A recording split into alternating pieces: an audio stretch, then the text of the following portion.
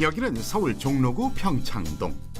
여기에 탐나는 감각을 지닌 인테리어 고수가 산다는데요. 보자마자 감탄이 쏟아지는 감각적인 집. 20년이란 오랜 세월의 때가 전혀 느껴지지 않을 만큼 놀라운 변신을 한 집을 만나봅니다. 안녕하세요. 디자이너 박재완이라고 합니다.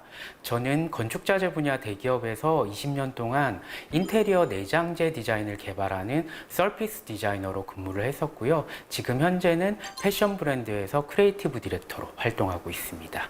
오래된 빌라로 온 특별한 이유가 있나요? 제가 이곳으로 오기 전에는 사실 아파트에서 15년 정도 살았었거든요. 그래서 조금 답답함, 염증 같은 거를 조금 느꼈었고요. 기회가 되면은 다음 내 공간은 아파트가 아닌 빌라라든가 주택에서 꼭 살고 싶다라는 개인적인 니즈가 있었고요. 그리고 또 하나는 숲세권에서 생활을 하고 싶다라는 니즈가 있어서 이 지역을 선택을 하게 됐습니다.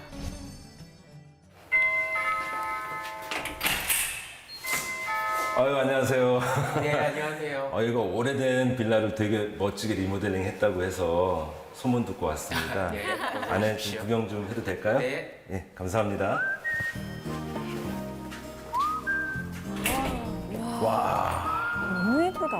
오, 와. 따뜻한 온기가 느껴지는 현관을 지나면 오랜 세월이 믿기지 않을 만큼 깔끔하고 세련된 분위기의 내부를 만날 수 있는데요. 와, 정말 깔끔하네요. 아니 20년 된 집 맞아요 진짜? 여기 이제 집에 들어왔을 때 느낌이 미묘하지만 색이 굉장히 많아요. 정확하게 보셨습니다. 사실 하나하나 보면은 색상이 많아 보이기도 하지만 저는 이제 전체적으로 톤온톤의 매치를 구성을 했습니다. 그래서 마치 그라데이션처럼요. 같은 색 안에서 차이를 둔 색깔 조합을 말하는데요. 이렇게 하면 인테리어에 통일감을 줄 수 있어서 조화로운 분위기가 연출된다고 합니다. 많은 분들이 네. 패브릭 소파가 이제 디자인도 좋고 그 질감도 좋고 참 좋은데 네. 이 관리가 어렵다라는 생각 때문에 언뜻 선택을 못 하세요. 아무래도 가죽에 비해서는 그런 관점에서는 조금 실용성이 떨어질 수도 있죠. 근데 요즘은 워낙 패브릭의 소재들도 뭐 방수 기능이 워낙 좋아져서 그런 부분들이 예전 같진 않고요. 그리고 제가 또 한 가지 팁을 드리자면은 지금 소파 자리 부분에 이렇게 깔려 있는 그 소재가 있잖아요. 네, 여기요. 저게 사실은 발매트예요. 근데 저는 이제 오염성 때문에 저런 발매트를 갖다가 응용을 해서 저렇게 시트로 쓰고 있습니다. 되게 아이디어인데요? 진짜요. 그러네. 그리고 요즘 워낙 또 반려동물을 많이 키우시잖아요. 그런 분들에게는 가죽보다는 패브릭이 훨씬 더 유용하죠. 패브릭 소파와 잘 어울리는 독특한 조명. 이런 조명을 선택한 이유는 뭔가요? 그래서 저는 개인적으로 공간에서 조명이 조금 따뜻한 느낌을 줬으면 좋겠다라는 생각이 있어서요. 조금 차가운 소재보다는 이런 패브릭 소재의 따뜻한 부수 깃털을 조명을 찾게 됐고요. 이거 혹시 관리는 어떻게 하세요? 이거 어려울 것 같은데. 이거는 사실 뭐 다른 조명들에 비해서는 손이 좀 많이 가는 편이죠. 관리를 하기 위해서는. 저 같은 경우는 드라이기하고 먼지털이로 적절하게 유용하게 사용을 하고 있습니다. 패브릭 소재의 조명은 드라이기와 먼지털이를 사용해서 청소해 주세요.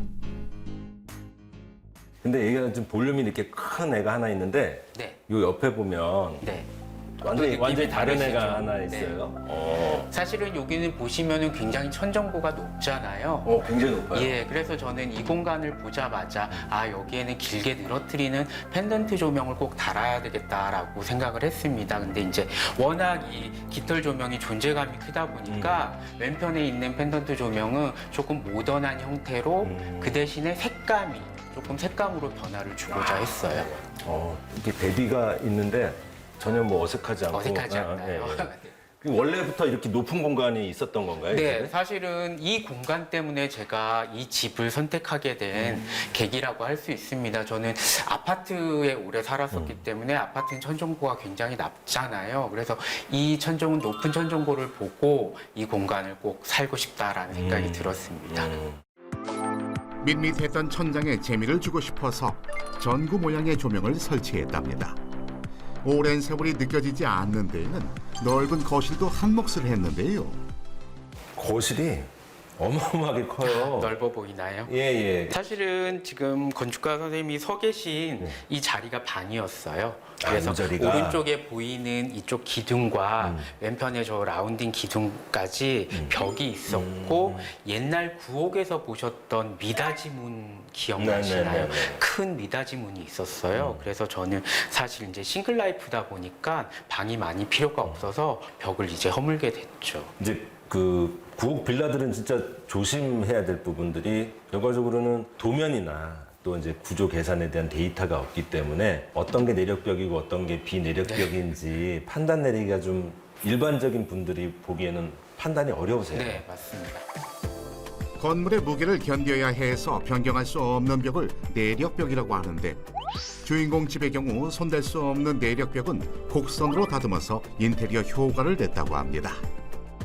거실 반대쪽으로 눈을 돌리면 원목으로 멋을 낸 식사 공간과 작지만 필요한 건 모두 채워져 있는 알찬 주방을 만날 수 있는데요. 여기 주방도 뭔가 달라졌을 것 같아요. 어떻게 바뀌었나요? 그게? 여기는 사실 제가 서 있는 요 정도까지 저 오른쪽 벽이 연장이 되어 있었고요. 문은 안 달려 있었지만 이렇게 디귿자 형태로 출입구가 있어서 이 주방 자체가 히든형이었습니다. 그래서 좀 답답했었죠. 그래서 가능한 그 벽을 허물었고요. 그 다음에 이제 저는 조금 개방형으로 만들고자 부족한 그 싱크장을 이제 아일랜드 설치를 통해서 조금 장을. 밑에 부분 수납까지 해결을 했고, 그리고 상부장이 다 있었는데 그 부분들도 조금 답답해 보여서 저는 상부장을 다 없애고 네. 선반을 설치를 했습니다.